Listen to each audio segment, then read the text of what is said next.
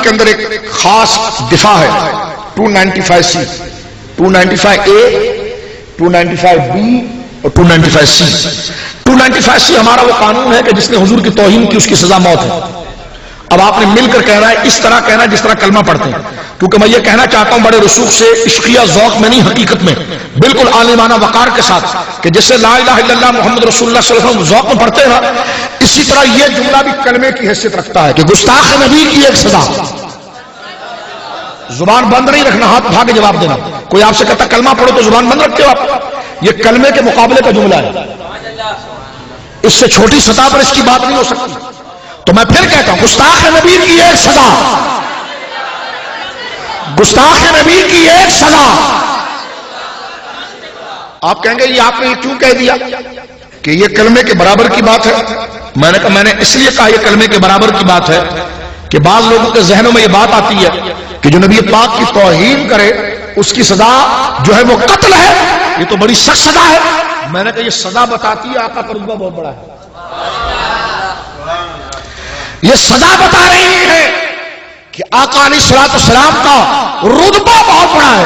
جتنا بڑا رتبہ آپ کا ہے اور جتنا آپ کی تعریف کرنے والا جو آقا کی تعریف کرتا ہے, اللہ اس کو ساری نیکیوں میں سب سے بڑا اجر عطا فرماتا ہے, اور جو آقا کی بےادبی کرتا ہے تو ساری سزاؤں میں سب سے سخت سزا اس کو دی جاتی ہے. سمجھ میں آئی بات؟ تو لہذا یہ اجماعی حکم ہے, اجماعی اور قطعی حکم ہے.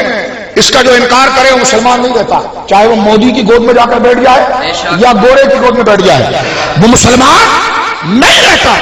آج دیکھو بعض دلالوں کی قسمت میں دلالی کیا آئی ہے, پوری زندگی اس کے رسول پر تقریر کی, آج آسیہ کی طرفداری کر رہے ہیں.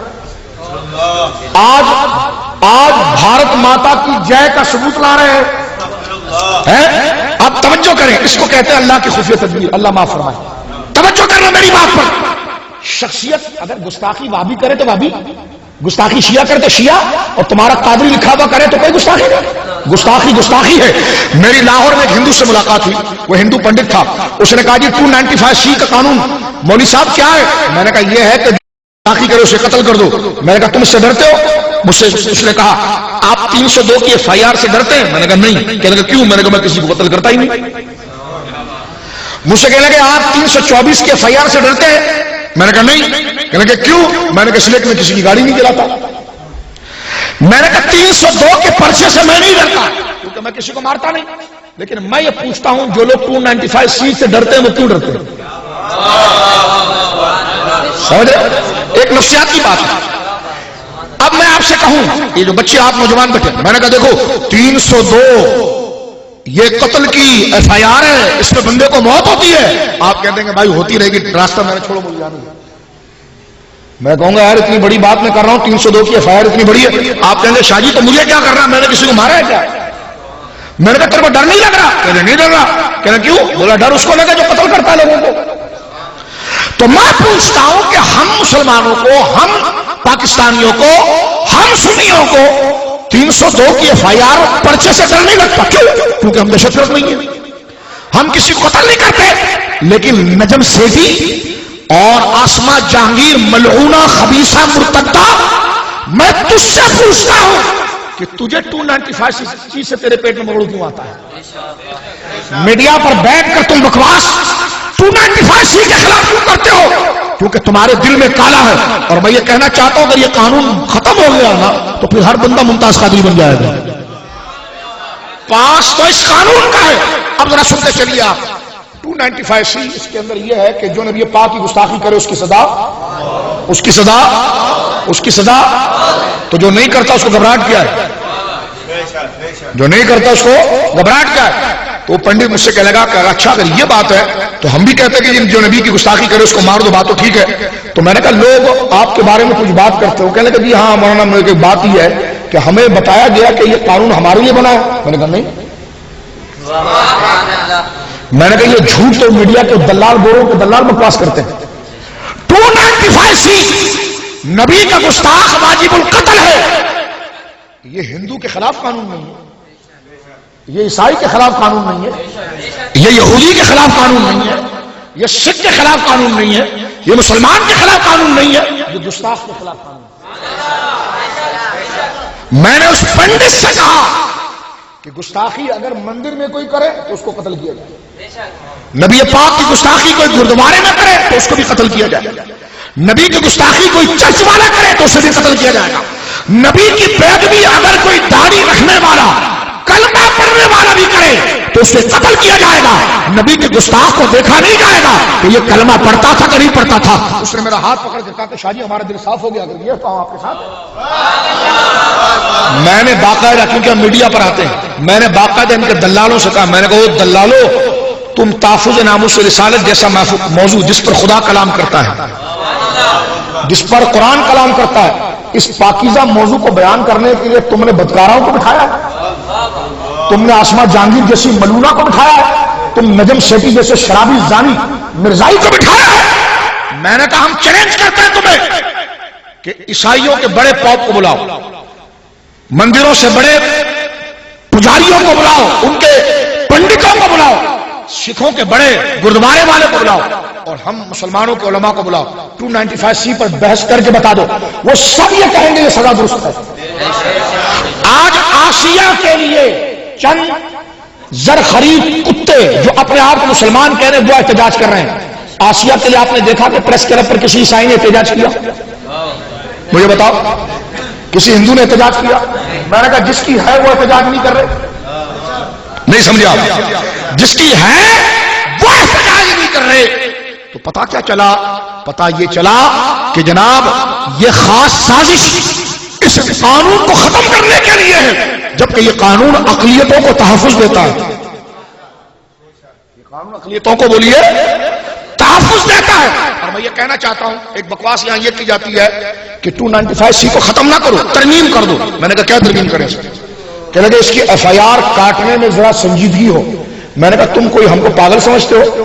یہ اتنے دور کا سفر کر کے یہ بزرگ علماء جن کے ہزاروں شاگرد ہیں، ان کو عقل نہیں ہے کہ کس موضوع پر کیسی بات کرنی چاہیے؟ تو تمہیں عقل ہے؟ میں نے کہا سنو، جس آسیہ کے خلاف FIR کٹی ہے نا، اس سے بڑا ضابطہ تحقیق تو ہو ہی نہیں سکتا تھا۔ آسیہ کے خلاف FIR 10 روپیہ دے کر کسی کانسٹیبل سے نہیں کٹوائی، آسیہ کے خلاف FIR گستاخ نبی ہونے کے نعوذ باللہ یہ کسی SHO کو 1000 روپے دے کر نہیں کروائی، مجمع ایسا تھا کہ SSP نے خود کاٹی۔ اب کیا تیرے باپ کو لا کر کٹوائے؟ اس سے بڑا رنگ کیا ہوتا ہے؟ نہیں سمجھے آپ؟ اور دوسری بات یہ، سیشن کورٹ اور ہائی کورٹ نے اس کو قبول کیا اور سزائے موت برقرار رکھی، تو ترمیم اور کس لیے کرتے ہیں؟ تو ساری تحقیق تو موجود ہے۔ آج میڈیا کے اوپر میں منجیوں سے کہنا چاہتا ہوں، آسیہ کی طرفداری نہ کرو، ناموس رسالت کی طرفداری کرو۔ بھارت ماں کی تعریف پر نہ بولو، ممتاز قادری کی تعریف پر بولو۔ میں نے کہا دیکھو اس کو کہتے ہیں خفیہ تدبیر، اور اس کو کہتے ہیں مرزائیوں کا دلہ۔ جس وقت قاضی علم الدین کو پھانسی کی سزا ہوئی اس وقت صرف مرزائیوں کے علاوہ کسی نے مخالفت نہیں کی، اور اس وقت صرف ممتاز قادری کو جب سزا دی گئی، یعنی بظاہر جو قانون کی زبان میں کہا جاتا ہے، اور آپ کو جو جام شہادت نوش فرمایا، ہر مکتبہ فکر نے گردن جھکائی، نہیں جھکائی تو ایک یہودیوں کے دلال نے نہیں جھکائی۔ سمجھ رہے میری بات آپ؟ اور یہ ہم کسی مخالفت میں نہیں، ناموس رسالت کے حوالے سے کہنا چاہتے ہیں۔ آج کلپ بنا کر یہ بکواس کرنا بزرگوں کے خلاف کہ جناب وہ تو فلاں بزرگ نے بھی کہا تھا کہ جناب اگر کوئی گستاخی کر دے تو اس کو قانون کے حوالے کیا جائے۔ میں نے کہا یہ تو سب نے کہا تھا، لیکن اگر کوئی مار ڈالے تو اس کا حکم کیا ہے؟ ہم بھی یہی کہتے ہیں کہ اگر کوئی بیدبی کرے تو 295C کے قانون کے تحت اس کو جناب قانون کے حوالے کرنے کی کوشش کی جائے، لیکن وہ مرتدہ یا مرتد مباح الدم اگر ہو جائے اور اس کو کوئی مسلمان اگر مار دے تو اس پر قصاص نہیں ہوگا، اس پر قصاص۔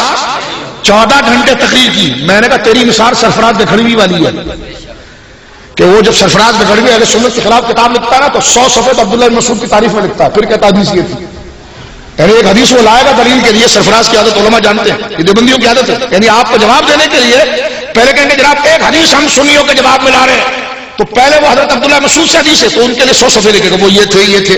تو میں نے کہا تم مناقب کی کتاب لکھا، اور پھر بعد میں کہا دیکھو ہم نے 300 صفحے کا جواب دیا۔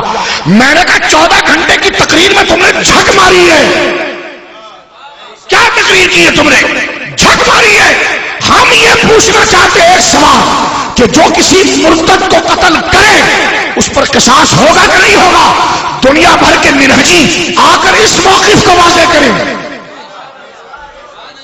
جو گستاخ رسول کو قتل کرے اس پر قصاص ہوگا کہ نہیں ہوگا؟ 14 گھنٹے. میں نے کہا خلط مبس کیا ہے آپ نے، خلط مبس کیا ہے، بات کی ہیرا پھیری کی ہے، اور غازی صاحب کے موقف کو کمزور کرنے میں تمہارا ہاتھ ہے. سب سے پہلے پیچھے نیل کو تو نے بکواس کی، غازی کو پھانسی ہونی چاہیے. اگر میں نے کہا اتنا ہی چہیتا تاثیر تھا تو کینیڈا سے جنازہ پڑھانے کیوں نہیں آیا تم؟ اب بھی ہم کہتے ہیں کہ تاثیر اگر عاشق تھا تو آپ کے تو درجنوں مفتی بیٹھے ہیں ماڈل ٹاؤن میں، وہ اس کا سوئم کیوں نہیں کرتے، وہ اس کا عرس کیوں نہیں کرتے؟ ظالموں، تم بھی جانتے ہو کہ وہ واجب القتل تھا، لیکن صرف دنیا کی نیشنلٹی کے تم بکواس کرتے ہو. تو سن لو یہ بات، دنیا نہ نمرود کے ہاتھ میں رہی نہ ابن زیاد کے ہاتھ میں رہی، دنیا رہی تو حضرت ہر جیسے لوگوں کے ہاتھ میں، جو قبر میں بھی گئے تو زندہ رہے. میرے دوستو، اپنے درمیان کے دیکھو عشق رسول پر ساتھ دیں گے، یا رسول اللہ والے کا ساتھ دیں گے، لیکن غازی صاحب نے مسئلہ ہی کلیئر کر دیا ہے. جیسے حسام العربین جب شروع اٹھا تھا نا، کہتا تھا میں